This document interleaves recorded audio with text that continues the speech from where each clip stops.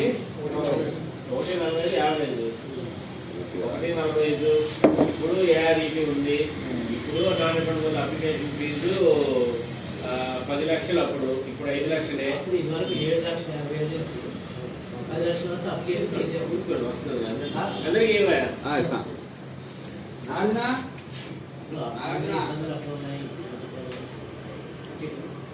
కాస్త దేనికోసం చేస్తాం సార్, వ్యాపారం కానీ జాబ్ కానీ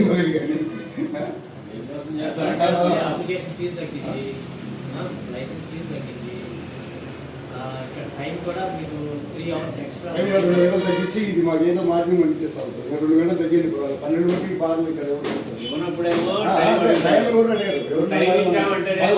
10 గంటలు దాటానే ఎత్తుకుంటే మనుషులు ఉన్నారు, వాళ్ళకి ఉంటే వాళ్ళకి అల్లరి డిస్టర్బెన్స్ తప్ప వేరే ఉండదు సార్. అప్పుడు గవర్నమెంట్ షాపులు ఉన్నాయి, పార్సల్ ఇస్తున్నాయి, అసలు బిజినెస్ అంతా మా బార్లోకి వస్తున్నాయి.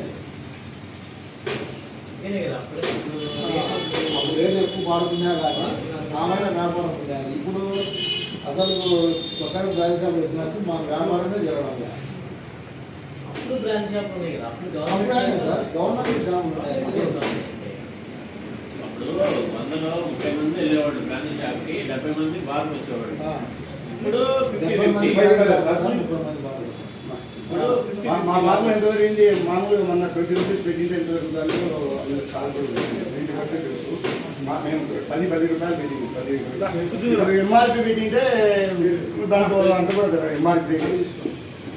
ఇంకోటి ఏంటంటే ఇంతకుముందు ఏఆర్ ఏంటంటే మీరు డిపోకి వెళ్ళగానే మీరు అమ్మిన అమ్మపోయిన చదివేసుకుంటే 1,00,000 రూపాయలు ఇస్తే మీరు 85,000 సరిగ్గా ఇచ్చేది.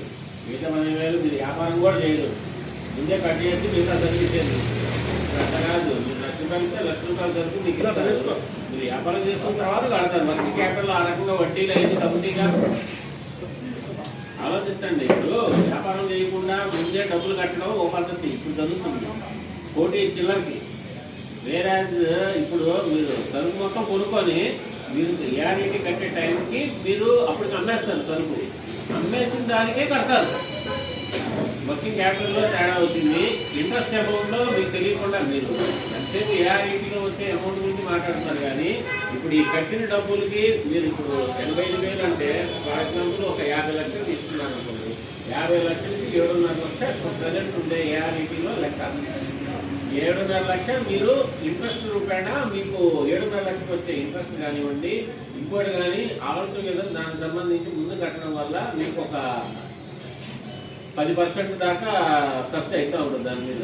ఇప్పుడు ఏమవుతుందంటే ఇప్పుడుండే పాలసీలో మీకు ముందు సర్వీస్ చేస్తారు, సర్వీస్ ఇచ్చిన తర్వాత మీరు అమ్మిన తర్వాత ప్రాపర్ టైంలో మిమ్మల్ని ఏఆర్ఈటీ కడమని చెప్తారు. వర్కింగ్ క్యాపిటల్ తగ్గింది, వర్కింగ్ క్యాపిటల్ తగ్గుతుంది, ఇంట్రెస్ట్ అమౌంట్ రూపాయన మీకు కొంత కవర్ అవుతుంది ఇప్పుడు కట్టేదాంతో పోలిస్తే. బిజినెస్ అంటే ఎవరి వ్యాపారం వాడదే. బిజినెస్ అనేది లిక్కర్ షాప్ కానీ మీరు కూడా వ్యాపారం చేస్తాను కాదు, మీరంతా పండిపోయినారు బాగా చెప్తారు లెక్కలైతే. వ్యాపారం వాళ్ళకి వస్తుంది, అందరూ కూడా బాగా వ్యాపారం సావధానంగా ఎట్లా చేయాలి ఏం చేయాలనేది మీకు కూడా తెలుసు. ఇప్పుడు అప్పు కూడా ఇచ్చేవాళ్ళు బాగా నష్టం ఉంటుంది, అప్పు కూడా ఇచ్చేవాళ్ళు కూడా ఎవరు ఇవ్వాలంటే అప్పులు ఇదే పరిస్థితి చెప్తాను. వాళ్ళు 200